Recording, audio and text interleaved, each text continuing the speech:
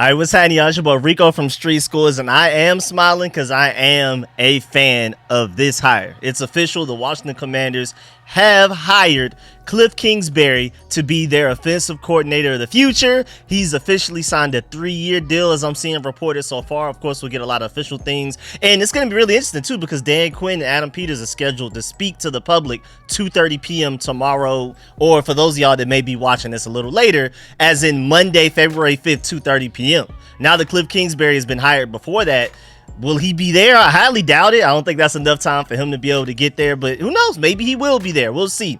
But either way, we got to talk about which of these top 3 draft quarterbacks fit his air raid system the best. And I'm going to break down why. It's not just simply because Caleb Williams was just literally coached by Kliff Kingsbury this past 2023 season. There's other factors to it as well. Also, I want to break down which current Washington Commanders players are the happiest about this Kliff Kingsbury hire. Like, which players are going to be featured more to see a spike in their stats, or who's going to be utilized less and is probably upset about this hire. Which position groups are going to be the most emphasized in an offense like this. And of course, we got to do a whole bunch of breakdowns. I'm gonna talk about why Sam Howell should be happy about this situation as well. And I've already done like a big breakdown of Kliff Kingsbury and his offense from like the point of view of his offense. This one we're gonna be more so looking at who fits his offense the best as far as quarterback, offensive line, wide receiver, tight end, running back, all of that type of stuff. So go check that out in another video if you want to see that. And also be on the lookout because I will be doing like a full, probably like hour-long,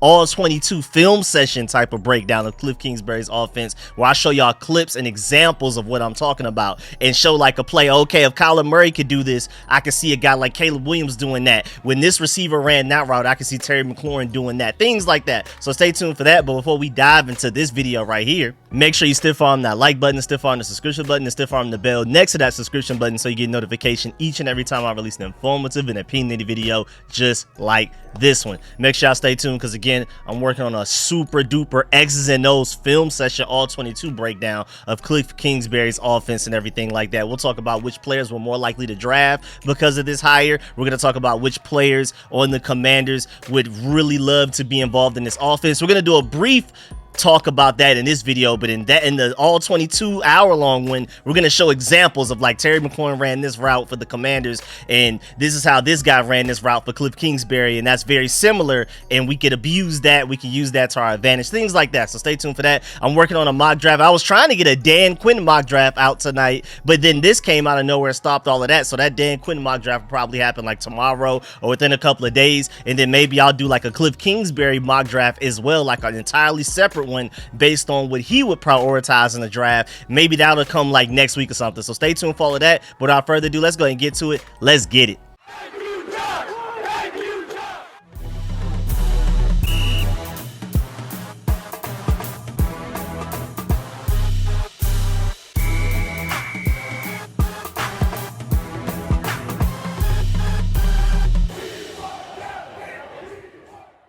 All right, so Dan Quinn makes his first big hire as the head coach for the Washington Commanders. And again, I'm a big fan of this. We'll dive into a little bit more detailed explanation as to why I'm excited about this hire throughout the video. I'll give y'all little bits and pieces and it'll add up to why basically I'm super excited. But to basically start it off, Dan Quinn was the super safe hire. You know what you're going to get. The leader of men. Everybody's willing to run through a brick wall for him, things like that. But at the end of the day, he was the safe hire. He's not the hire that comes with the ridiculously high ceiling like the boomer buzz guy. That's where Kliff Kingsbury comes from. We have the safe hire for head coach, defensive minded head coach, and then you go explosive boomer bust offensive coordinator. I like it. Safe head coach, risky offensive coordinator. Sign me up because I'm tired of playing it safe in every way possible. I'm not mad at them for playing it safe at head coach, especially after we make this hire for offensive coordinator. Now I can rock with this because maybe 2 riskies is too risky. Like a risky head coach and a risky offensive coordinator gets a little scary. And then 2 safe guys, of course, it feels like the old regime. It feels like, man, we're not even really trying that hard, are we?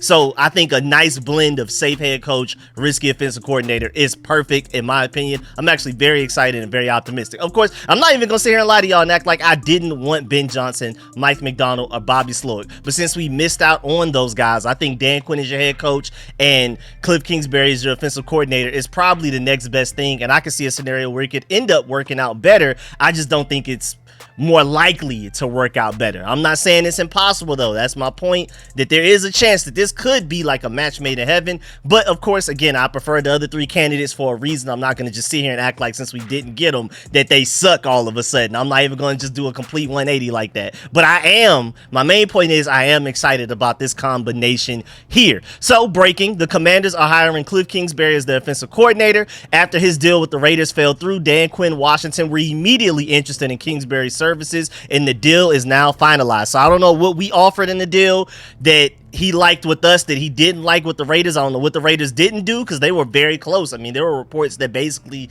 he was on the way to getting hired. Like, it was pretty much a done deal. I don't know what happened in the contract.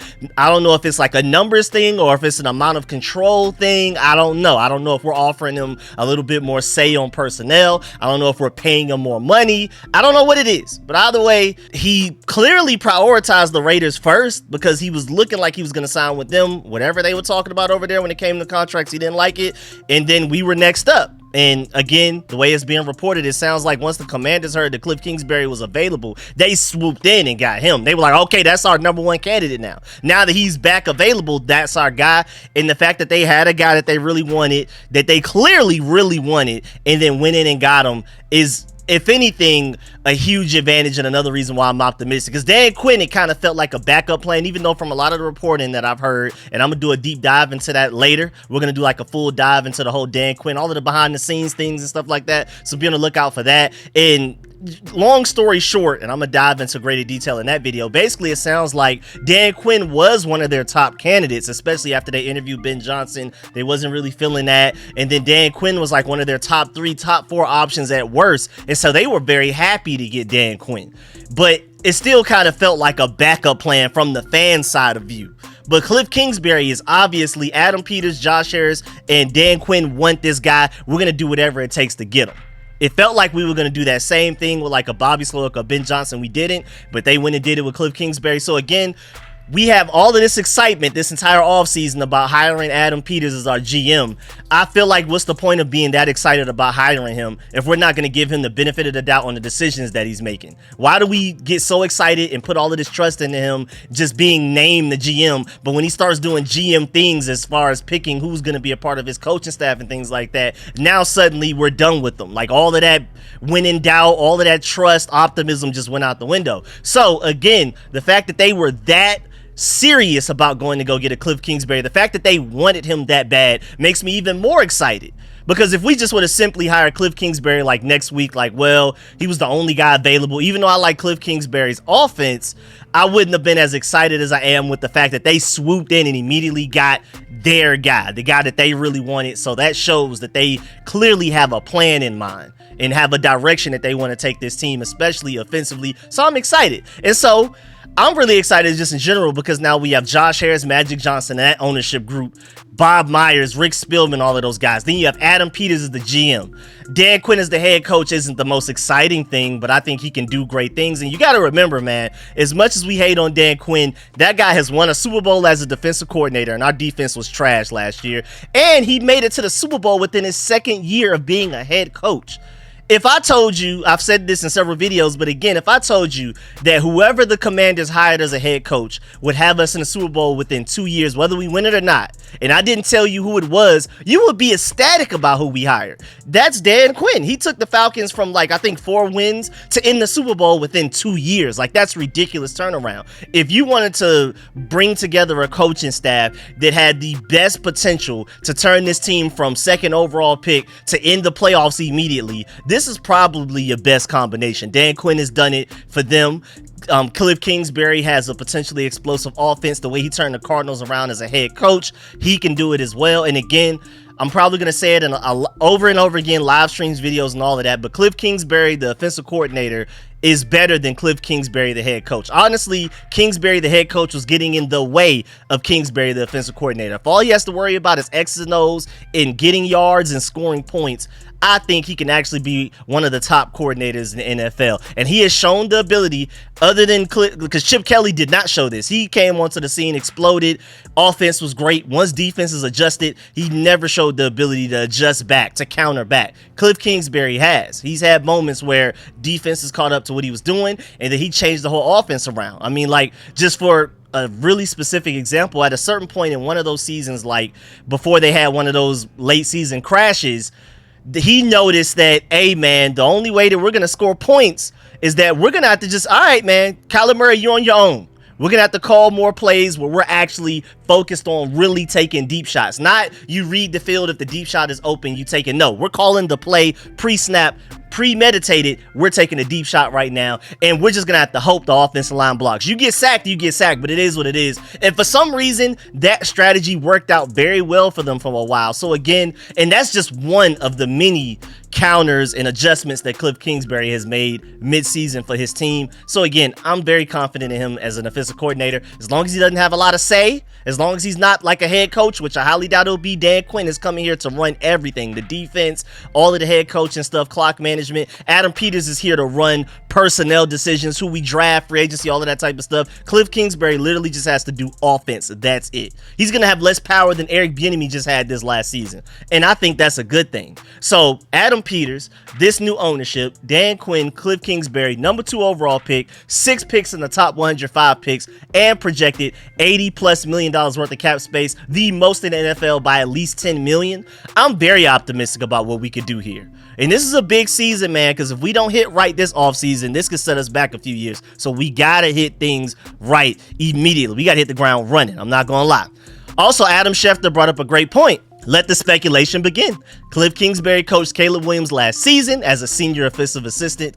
Adam Schefter didn't say that. I just wanted to make sure I added that in there for those of y'all that wanted to know. He was not the offensive coordinator. He was a senior offensive assistant, pretty much Lincoln Riley's right-hand man, which is really crazy because Lincoln Riley comes from under Kliff Kingsbury technically. He's like his protege type of thing, and so for him to be the head coach and Kliff Kingsbury to be his right hand man is a little weird. It's kind of like a reversal in power, but either way, I mean, just the fact that Lincoln Riley even wanted Kliff Kingsbury around shows you how valuable he was in USC's offense and also the development of Caleb Williams, especially with Kliff Kingsbury's experience with developing Pat Mahomes into becoming a first-round pick, from completely overlooked high school recruit to first-round pick. And then, of course, the Chiefs got a hold of him, and the rest was history. But you got to remember, Kliff Kingsbury got Pat Mahomes developed them in a way to where the Chiefs look at him and was like, oh, yeah, we could do something with that. And maybe that never happens without Kliff Kingsbury in the middle. But of course, Caleb Williams was a standout quarterback at Gonzaga High School in Washington, D.C. The Commanders currently hold the number 2 overall pick and are sitting in striking distance of the number 1 pick that belongs to Chicago. That's all coming from Adam Schefter. And hey, man, say, man, one thing about it, 2 things for certain. Everything Adam Schefter has said recently has happened. That man has been a complete crystal ball lately. I'm afraid. That man is shooting 100% from the field. When he says something's going to happen, it has happened this offseason. So maybe he's cooking something up right here, speaking this into existence. Who knows? But we already focused on Kliff Kingsbury offense from the lens of a Caleb Williams in the previous video I did. If again, go check that out because I did like a more detailed, deeper dive than I'm gonna do in this video because we're talking about more things in this video. Last video we talked about less things but did a more detailed view of everything. This video I want to more so focus on how all 3 quarterbacks could work well, and we're gonna talk about the traits that are necessary in a Kliff Kingsbury air raid system and why technically all of these quarterbacks could work, but I also want to kind of rank them in most compatible. But I feel like even the guy in last place, who's 3rd out of the 3, is still pretty compatible to this offense, and it could work. I don't think anybody's just completely incompatible. I think there's definitely a difference. I think there's a pretty big gap, but I think all 3 of these guys, no matter who you want, could make sense in this offense. There's just different levels of compatibility. Now let's start a checklist. With Kliff Kingsbury's air raid system, we're going to focus on 2 main things. What does this draft quarterback need to succeed in this offense? And what does the draft quarterback not need to succeed? Like, what are some weaknesses they can have that this system naturally hides that, you know, you don't have to necessarily worry. But yeah, that quarterback kind of sucks at that, but this system doesn't require you to do that. So he'll be just fine. We don't have to really worry about that. And then we're going to see again at the end of that, which of the top 3 quarterbacks are the best fits in order. And my main point is to show you that we can have elite quarterback success with either of these three guys, no matter who you pick. That's my main point. So first, what does a quarterback not need to succeed in this system? What does Kliff Kingsbury's system allow a rookie quarterback to basically get away with? Well, this is a very short list because this is a very demanding system. Like I said before in my last video, and I broke down why. Kingsbury's air raid does not raise the floor of a poor talent. It raises the ceiling of a great talent. So if you suck, this system is horrible. But if you're great, it can make you elite. This is the type of system that takes you from good or great to elite, but it does not take bad to good at all. It does not take bad to good. If you're bad, you're going to be terrible. You literally, whatever you are, it makes you more of that. If you're bad, it's going to send you more bad. If you're good, it's going to make you more good, basically. That's the best way to describe this system. It literally just makes you more of who you already are. So this system is very, very dependent on talent. Not even just in the quarterback position, offensive line especially. I feel like quarterback and offensive line are the two most demanding. If that's not good to great or elite, the offense is literally pointless, can't even function. But at the end of the day, this system does not require a quarterback, one, to be very tall. I mean, as you saw with Kyler Murray, but even before Kyler Murray took over as the quarterback, if there were any system that Kyler Murray could succeed in, is this one. If Kyler Murray can see the field clearly, anybody can. And that's even including Sam Howell, who's a little bit taller than I think than Kyler Murray. So Sam Howell would love this system. We're gonna mention that briefly throughout this video, as well as to how Sam Howell's even a little compatible to this system. Also, a quarterback in this system does not need experience in a pro style NFL offense at all, like being under center and all of that type of stuff. Play action with your back to the play, that's a really tough one for young quarterbacks. Those are the things that a lot of college quarterbacks struggle with mightily when they enter the NFL. A draft quarterback into Kingsbury's system doesn't have to worry about that really much at all. Most of what they do is out of the shotgun, especially in his time with the Cardinals. The season that he ran the least amount of shotgun with the Cardinals, he ran it 88% of the time. That is crazy. That, again, the season that he ran shotgun the least, he ran it 88% of the time. That is wild. And so I am a little worried about that, though. Honestly, though, that's one of the, probably the biggest worry I have with this system, because playing under center actually helped CJ Stroud and Brock Purdy a lot this past season. Like, playing under center made things so much easier for them. It made the box a little bit heavier so they could focus on hitting guys deep down the field. Reads were a little bit easier for them because of that and things like that. So I am a little worried about that. But again, that's why this system is very demanding. It is not a very easy system, man. So let's talk about what they do need to succeed in this Kliff Kingsbury air raid system. We're not going to dive into every little thing that they need. I just want to talk about some of the most important things. Again, when I do like a full hour-long breakdown, we'll do a deeper dive into that. Well, first of all, you have to be very smart. When we're talking IQ, you have to be one of the smartest quarterbacks in the NFL for this system to even make sense. You have to have elite pre-snap and post-snap IQ. Elite, like top tier. You need to be able to take like a literal mental snapshot of the defense pre-snap and then be able to calculate all of the moving pieces and chaos post-snap as well. If a Kingsbury offense doesn't have a smart quarterback, the offense is literally doomed to fail. You won't be able to score 20 points in a game without a smart quarterback. That's a very demanding side of it. Second, this offense requires mobility, and a lot of it. Now, you don't have to necessarily be Lamar Jackson or even Kyler Murray fast, but it definitely helps, and you have to be mobile. With the way Kingsbury runs his pass protections especially, the quarterback literally has to be mobile to avoid pressure. Unless the offensive line is top 5, at the very least top 10, the quarterback has to be mobile enough if you just don't want him to basically break the sack record in the NFL season. This is very dependent on not only the offensive line, but the quarterback to be very mobile, because there's not a lot of help. This offensive line, the way Kliff Kingsbury runs his offense, first of all, the splits are very wide, arguably the widest in the NFL. Like, as far as like an offensive line, like as far the tackle is from the guard from the center to the guard to the next tackle, that's like the widest gaps in any NFL system doing it. So that's already a problem. And then also, he uses tight ends less than any other system in the NFL. So there's not even additional help. And then on top of that, the running back is usually running a route more often than he's blocking. So the 5 offensive linemen are literally on an island, whether the defense is blitzing or not. So the quarterback has to be ready. You have to be smart to make quick decisions, or you need to be able to have legs, a mix of both, to be able to escape pressure, because you're going to be under pressure a lot. You'll probably lead the NFL in pressures. Hopefully you don't lead them in sacks, but pressures, whoo-wee, but that offensive line is in straight ISO, man. I mean, just imagine guarding LeBron and KD on ISO every play. That's basically the type of pressure he puts on the O-line. So subsequently, the quarterback needs to be very mobile. Also, the quarterback has to have a big arm.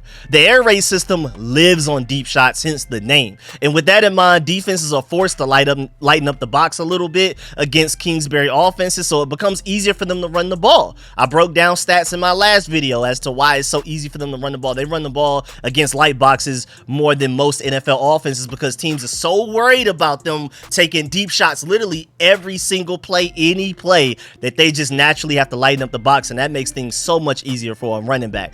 But if your quarterback doesn't have an elite arm, defenses won't respect all of them deep routes those receivers are running anyway. So now the offense can't do anything. So the quarterback has to have a big arm. No ifs, ands, or buts about it. And again, I'm going to do a way deeper dive in a film session version of a breakdown. But those are pretty much the main points for now. Like the main headliner points. The quarterback has to have all of those things for this to even make sense. So just know that this offense does stress defenses a lot. Like literally all 80 yards of the field, any given play, a defense has to worry about. And then it spreads them thin.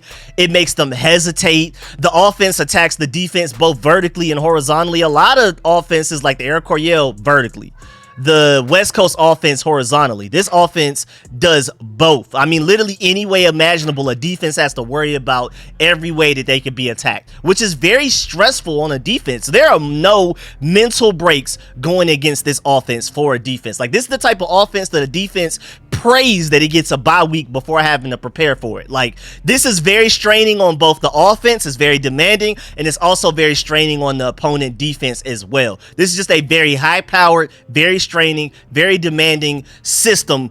No matter who's running it, no matter who's going against it, both sides have to be very well prepared, and they have to practice their tails off. You have to practice harder than any other probably system in the NFL when you're being the defense preparing to go against that system, but also if you're the players in that system preparing every Sunday. Also, as long as Kliff Kingsbury is just handling X's and O's, not doing any head coaching things, I think this can honestly really work. I know I've said that before, but I just want to re-emphasize that I think as long as he's just only worried about the offense and that's it, Adam Peters building the team, Dan Quinn head coaching the team and all of that type of stuff, all you got to do is drop X of those, gain yards, score points. I think this could actually work out very well, but for reasons I've already explained, this is a very demanding offense, so if you don't have the talent, it's going to look terrible. But if you do have the talent, it's going to look elite. This offense has no middle ground. You're either going to have a MVP candidate at quarterback, it looks like a lot of times, especially like an offensive rookie of the year candidate type of thing, or you're gonna be like, why did we even hire this guy type of thing. And that's like the tale of each of his seasons. It looks like the good side of it for the first half, and then the bad side of it the second half. Hopefully he can fix that, just being a pure offensive coordinator, and we can look good for an entire season and postseason. Now, even though I think all three of these top draft quarterbacks could work in this system, again, based on the things that I already listed, the different traits that you need to succeed, I feel like Drake May would, with him especially being the least quick out of the three when it comes to mobility, even though I feel like his mobility is very underrated. I feel like he's just a slightly less strong but slightly faster Josh Allen. He's very mobile, but he's definitely the least quick out of the three. So I feel like that makes him the least compatible off rip. Also, his propensity to miss wide open receivers for no reason every now and then. I mean, boy, that would frustrate Kliff Kingsbury to no end. Even though I feel like that's very fixable, though, I do want to emphasize that I like Drake May. I'm one of those people that likes all three. I just have my preferences. I'm not one of those guys that hates either one of them. If we ended up drafting Drake May, even though he's third out of the top three, for me, I like him. Like, I can see where, okay, we drafted him. We could do this with him. We can bring out these strengths and hide these weaknesses. We can make it work. But when it comes to a Kliff Kingsbury air raid offense, I feel like he's the least compatible in my opinion. And then Jaden Daniels is a slightly better fit than Drake May, but at the same time, other than being the best deep ball thrower in this draft, especially if you're looking at stats, he just isn't consistent enough from the pocket yet, especially compared to the other two. And most importantly, probably the thing that will have Kliff Kingsbury literally pulling whatever hair he has left in his hair out of his head is, and what is Jaden Daniels' probably biggest weaknesses that needs to be coached up, is the fact that he rarely throws on the run. Whenever he starts to run, it's extremely rare when he's going to throw the ball. Like, whenever he starts running, he keeps running. He's the type of guy that prefers to take an 8-yard run rather than scramble outside of the pocket and throw it for a 15-yard pass. His eyes are not down the field anymore once he takes off running. And that would kill Kliff Kingsbury. That would shorten his lifespan type of thing. Because his offense is literally predicated on mobility, getting off your spot, and then finding somebody somewhere around the field, underneath, down the field, whatever, but make plays with your legs and then throw the ball, not run it. Run it, yeah, cool. There's times where it's best to run it. I'm not saying throw it on the run every time, but boy, Jaden Daniels would frustrate Kliff Kingsbury to no end. He does not like throwing on the run. I already brought up the stats in another video, how he literally throws on the run less than any quarterback available in this draft, and less than most quarterbacks in the past few years. And that would kill Kliff Kingsbury, I'm not gonna lie. Now, of course, Caleb Williams is the best fit. It is fairly obvious with Kliff Kingsbury coaching him last year, Lincoln Riley literally running a close variation of Kingsbury's offense himself. So literally Caleb Williams was literally developed in this offense. But at the same time, I feel like even outside of that, Caleb Williams literally just has better traits. But you can argue that Caleb Williams has better suited traits, more compatible traits to this offense, because literally he was developed in this offense for the past 3 years. He already knows what Kingsbury wants exactly, how to read the field, strengths and weaknesses. I mean, all of that has literally been molded around this offense. Caleb Williams is who he is because he's been in this offense for so long. He literally has a 3-year head start in this offense over the other two guys. But again, it's not just that. I feel like he also just naturally has better traits. It just so happens that he's a match made in heaven for this offense because he also has been in this offense for a few years now. So I don't feel like it's as obvious as just, Caleb Williams coached by Lincoln Riley and Kliff Kingsbury, that's it. I feel like even if he never was, I feel like his skill set and his traits are better suited for the offense anyway, even just naturally as a raw ball of clay. Also, really interesting point, because when people talk about Caleb Williams, a lot of people are saying that maybe we could trade up to the number 1 overall pick with the Bears, and some people are saying that like a hypothetical trade could be, of course, the number 2 overall pick, our 2nd round pick, 40th overall, and then our 163rd pick.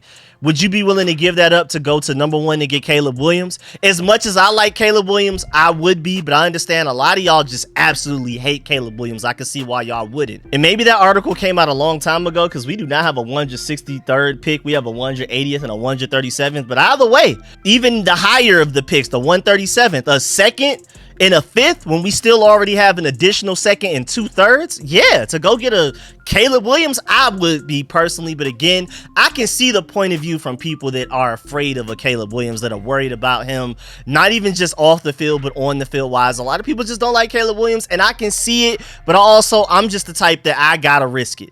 That it's just too much of a ceiling for me to not even try. And then the compatibility, the seamless transition going from college to NFL, same exact system, same coach, same all of that.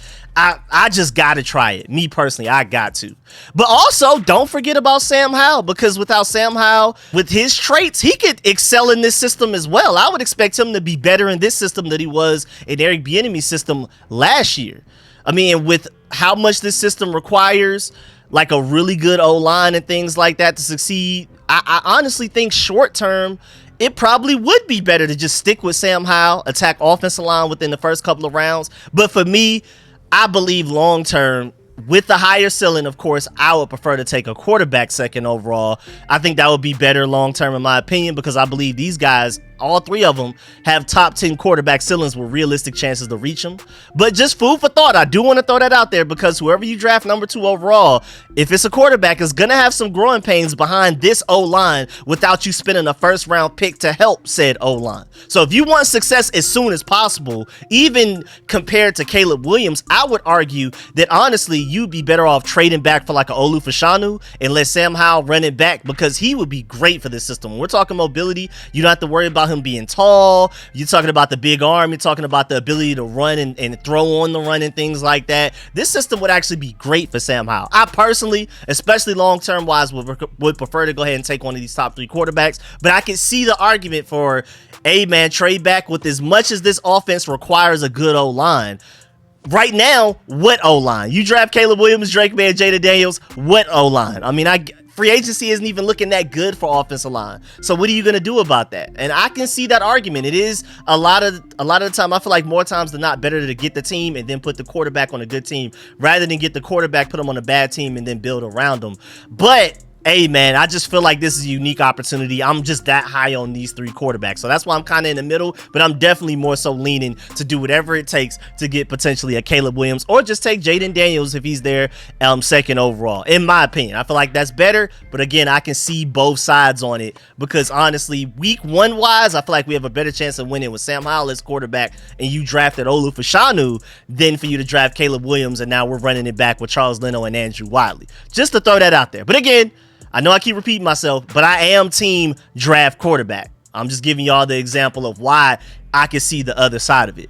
Also, Sam Howell's coach at UNC, Phil Longo, ran an air raid offense that came from Mike Leach. And again, Mike Leach is like the coaching tree for Kliff Kingsbury, Lincoln Riley, all of these people running the air raid system. So Sam Howell is literally used to the air raid system. That's what he grew up in. And it was kind of weird adjusting to Scott Turner, Eric Coryell, and then adjusting to Eric Bieniemy's, I guess, somewhat of a West Coast offense. Him going back to the Eric Coryell, just from that, just the simple title and scheme change would automatically make him better going into this upcoming season than he was under Eric Bieniemy or Scott Turner. So, hey man, I just want to throw that out there as well. Now, which Commanders players, or even throw in some unrestricted free agents who were with us this past season, who are the happiest about this hire? Because that's very important. First of all, with this system running 10 personnel more than almost all other NFL systems, which means 1 running back, no tight ends, and 4 wide receivers, a lot, like more than anybody else in the NFL, a bunch of bunch sets as well, like 3 wide receivers bunched up on one side, 1 wide receiver on the other side by himself. Terry McLaurin would be in heaven. Like, this system puts wide receivers in one-on-one situations more than probably any other system doing it. And Terry hasn't been open as much as he's going to be in this Kliff Kingsbury system since he was at Ohio State. Nothing in between is going to be able to compete with how open he's about to be. He's about to be that one-on-ones all the time with this system, man. Everybody just out there running routes. Also, this makes re-signing Curtis Samuel a bigger priority because he's perfect for this system, man. With his ability to get open underneath, great route running, but also this system, again, takes a lot of deep shots. So this system is perfect for Curtis Samuel because remember, before we signed him from Carolina, he was one of the best and most efficient deep shot wide receivers in the NFL. So this would be perfect for him. It can literally bring out all of his skill sets underneath, out of the backfield, deep down the field, every way possible. Curtis Samuel would be like a top tier fantasy football option in this season. So we would need to re-sign him. But I do want to point out the fact that as of right now, out of all wide receivers who actually took an offensive snap for us last year, the only ones currently on contract are Terry McLaurin, Jahan Dotson, De'Ami Brown, and Mitchell Tinsley. That's only 4 guys, y'all. 4 guys. So, boy, we have some work to do in this offseason because, again, Kliff Kingsbury runs 4 wide receiver sets more than anybody else probably in the NFL. And right now, we only have 4 wide receivers on roster. So, get Curtis Samuel, re-sign him, make that 5, and then we're going to have to really attack that in free agency in the draft. Because with these guys running because not only does he run a lot of receivers at the same time, but he asks them to run deep down the field more than most systems do as well. So, they're going to be tired. They're going to have to rotate in and out very often. So we need to run 7-8 receivers on the 53-man roster. It's that serious. And again, right now we only have 4 under contract right now, which is crazy. Also, speaking of getting somebody under contract and re-signing them, Antonio Gibson, man, another free agent that probably becomes a big priority to re-sign after hiring Kliff Kingsbury. Even though I love Brian Robinson, he's a great receiving back. I feel like he's very underrated out of the backfield in the passing game. But only a very few people in the entire NFL can take a screen for 80 yards and a touchdown like Antonio Gibson did against the Bills a couple of years ago. So I can see Kliff Kingsbury coming in here and pounding the table to bring back an Antonio Gibson. Figure out that fumble problem, and this guy can be another guy that's a top fantasy football option. He could like absolutely explode in an Kliff Kingsbury offense. But then again, I do want to point out the fact that we thought that with Eric Bieniemy, but we see more evidence of that under Kliff Kingsbury than we had before Eric Bieniemy. Eric Bieniemy was more so like we hope he does it. Kliff Kingsbury, we've literally seen him do it, so we'll see. Also, Samuel Cosmi's elite athleticism becomes a necessity for this Kingsbury offensive line. With how wide their splits are, all of that type of stuff, how they're on an island. Like I said, Kingsbury offensive line not only needs to be great to even be able to just function, but it also needs to be very athletic. And for years now, Cosmi's athleticism was more so like a bonus, like a cherry on top. Now it's really a necessity. Now you need all of your offensive line, including the center and the tackles, to also be very athletic. So with Sadiq Charles and Chris Paul, whoever potentially wins that job, both of those guys are known to be very athletic, but they will need it. Whoever wins that job will need it, and we're gonna need to add a lot more athleticism to this offensive line than we currently have. Because again, they're going to be on an island. So Samuel Cosmi, I'm pretty sure from his point of view, he's excited because now he's a bigger priority to sign long term because of this. Because we literally need a bunch of Samuel Cosmis on this offensive line.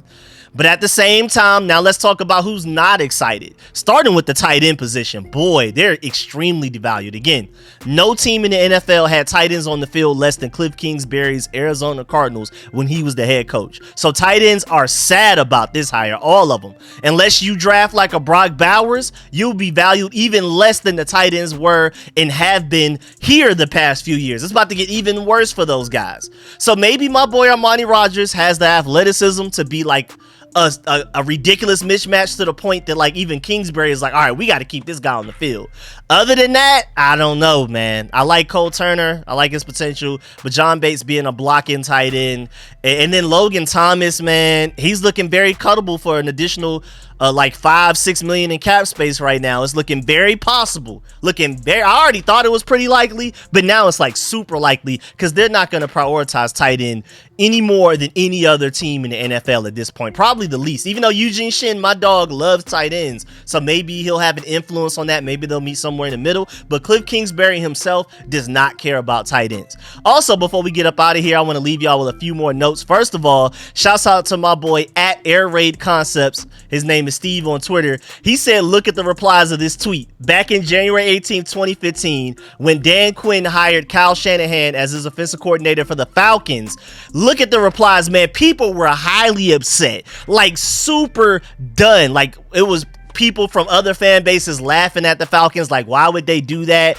Then you had a Falcons fan literally cussing out Dan Quinn and saying, why would you do such a dumb move and all of that type of stuff. Go look at those replies. It is crazy. Like people were highly upset back then, even more upset than people are right now about us hiring Kliff Kingsbury. So when in doubt, trust Dan Quinn when it comes to his hires, when he's a head coach who he brings in as an offensive coordinator, especially the first go round, because people doubted Kyle Shanahan, and look how great he is. I mean, you saw what he did for the Cleveland Browns before he went to the Falcons. It wasn't good. Then he redeemed himself over there with the 49ers, and look at where he's at right now in the Super Bowl, running the whole operation. I think we need to give Dan Quinn and Kliff Kingsbury the same amount of benefit of the doubt that a lot of people didn't give Kyle Shanahan, and a lot of people aren't currently giving Kliff Kingsbury if you look online right now. Also, those of y'all that do not even like Kliff Kingsbury, if you like Caleb Williams at the very least, hey man, this is a guy that only makes it more likely that we do whatever it takes to get a Caleb Williams. I'm not saying it's very likely. I'm not saying it's going to happen at all. But if you don't like Kliff Kingsbury, but you like Caleb Williams, you should at least like Kliff Kingsbury for the fact that him being hired here increases your chances of getting a Caleb Williams. Also, shouts out my boy Scott Abraham over there at Scott 7 News for pointing out the fact that Peters and Kingsbury does literally sound like a law firm, which is really hilarious. Also, Shouts out to JP Finley for pointing this out. Obviously, the Kingsbury hire means coaching staff changes. Dan Quinn and Adam Peters talking tomorrow at 2:30. I'd expect updates then, if not before. Remember, this team went 4-13. If the new brass wants total overhaul, it is not unwarranted. So a lot of people could be out the door. And you also got to remember that we currently have 2 general managers. Of course, Martin Mayhew, it's already been reported that he's going to stay, but they're going to change that title. He's not going to be a general manager. He's just going to have like a little bit of say, a little bit of an opinion, but this is Adam Peters' team to run. So I'm not worried about that. Don't overreact to Martin Mayhew being here. But also, we still technically have 2 offensive coordinators. Remember, Eric Bieniemy was not a free agent. This guy is currently under contract right now. He's still currently our offensive coordinator, which means that we technically have to fire him to make this move to hire Kliff Kingsbury, which is really interesting. And I want to point out before we get up out of here, I want to thank Eric Bieniemy for his services, man, because he's been through it. And this is coming from a guy that was ready to get another offensive mind in here. I wanted an elite offensive mind. I'm happy about getting Kliff Kingsbury. Very happy. But I also want to acknowledge the fact that Bieniemy was dealt a very ugly hand this past season. So, hey, man, thank you for taking that risk with us. Thank you for coming in here and trying to put a culture in place to install a culture where people practice hard, no excuses, all that type of stuff.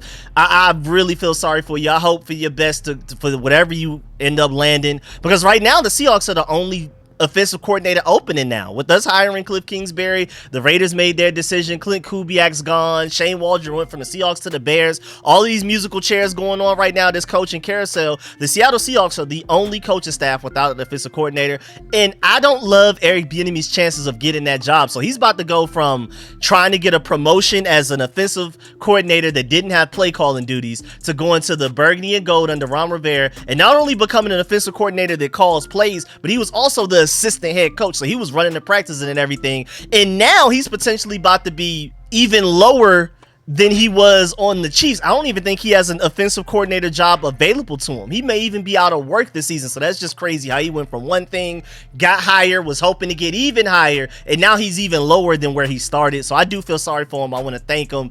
And I do want to definitely acknowledge the fact that you were dealt a terrible hand. But yeah, man, that's the end of this video. Please get in the comment section. Let me know how you feel about everything discussed in this video. Please still follow that like button, still follow the subscription button, and still follow the bell next to that subscription button so you get notification each and every time I release an informative and opinionated video just like this one.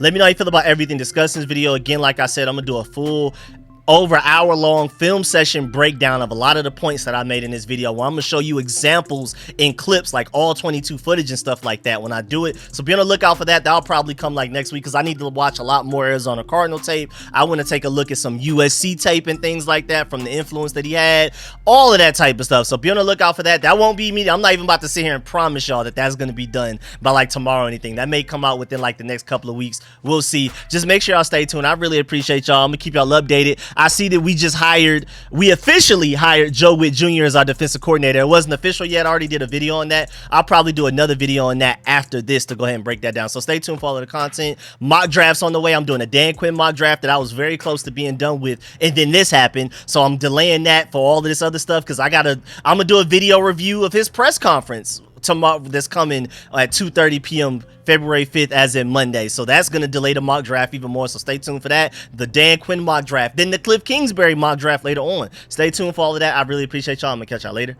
I'm out.